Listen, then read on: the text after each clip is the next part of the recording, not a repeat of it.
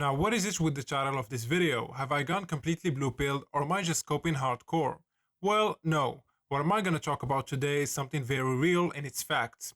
Have you ever seen that TikTok trend of the face zoom, where people are surprised to see how they look like in real life?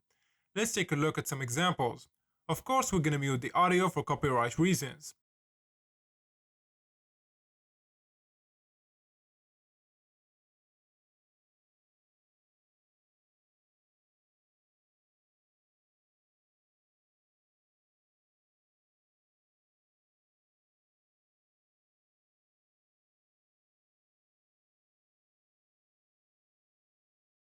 And this even messed up with some ratings I did in the past, of people sending over pictures taken with larger DSLR cameras, and they ended up scoring much higher, because there's not a lot of lens distortion. So today's video will talk about why you look more attractive in real life than you do in your smartphone selfie camera. This video, like many others, will be split into two main parts. Part 1 will talk about the lens distortion and ideal ratios, and part 2 will talk about how the ratios get distorted. If you want to support the channel and get your face evaluated by me with personalized look max and advice, link will be down in the description. If you want to read more about topics like these, you can check out my blog at neurofacerating.com.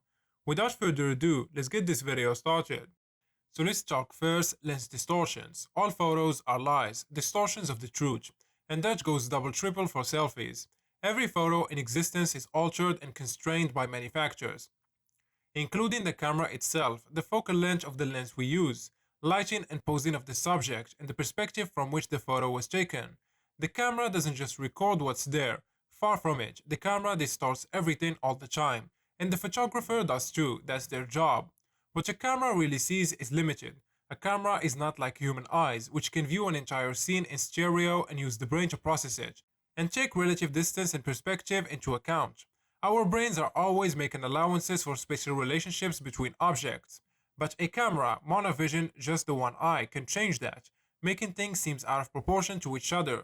So anything close to the camera will look too large and anything far away from it will look too small, and the brain will not correct a photo like it does in person. So that part is clear. Let's move on from that.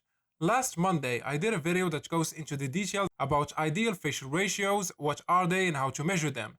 Now we will link up the dots of how much these ratios gets distorted, but before we do that, we gotta quickly go over the ideal ratios, which will not take long. So for the FWHR, facial width to height ratio, its ideal range is in between 1.75 to 2.05.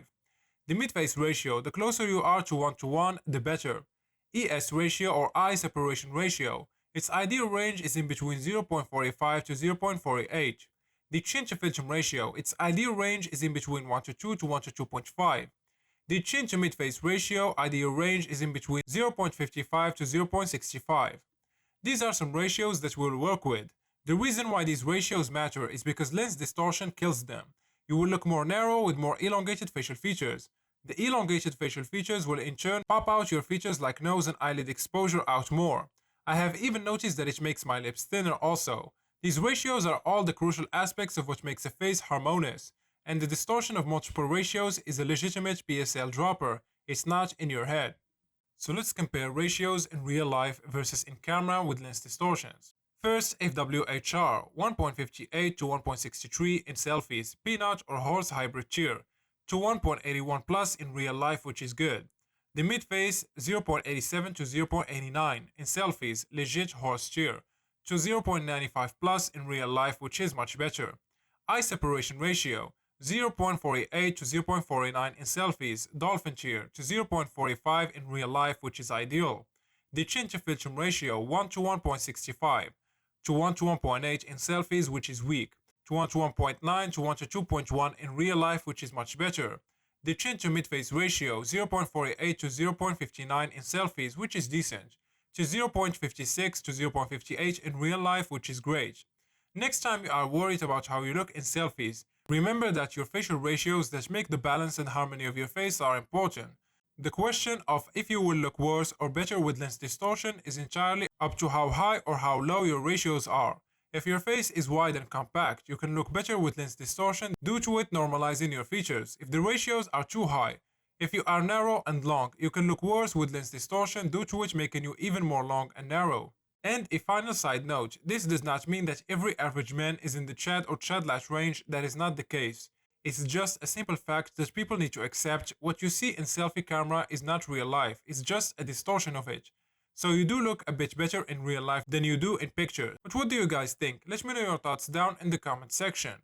That's it for today's video. I hope you guys enjoyed it. A like and subscribe will be highly appreciated. And like usual, catch you guys in the next one.